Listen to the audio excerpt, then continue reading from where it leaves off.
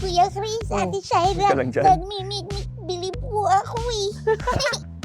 Hulaan niyo po kung nasan ako. Saan? Bibigyan ko po kayo ng clue. Sige, bigyan mo clue. Malamig po dito. Tsaka po, malayo sa Pilipinas. Grabe yung hilig mo, Oo Mickey. nga. At saka alam mo, napansin ko ngayong suot mo, parang nakapang winter ka na talaga. At saka bagay talaga sa mga malamig na lugar na may, lalo na pag may Oo snow. nga. No, eto, hula ko, ikaw ay nasa Amerika? Tama po, Ate Shaira. Tama!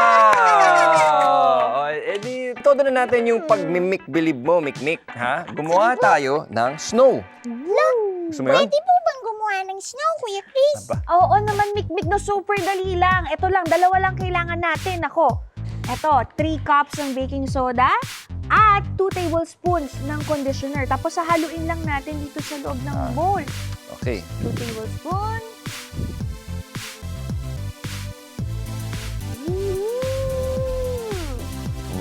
One. 1.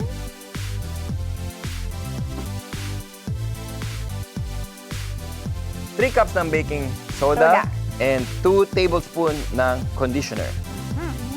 Let's see kung ano yung kalalabasan niya.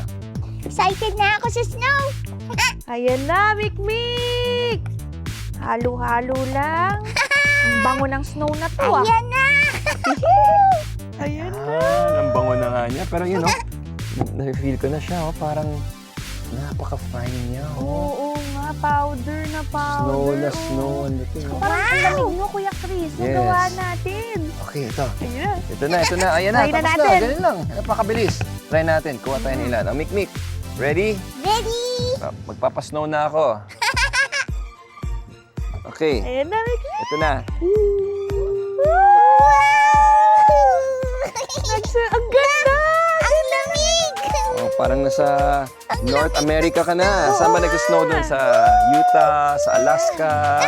Ayan, kunyari may mga ano na dito sa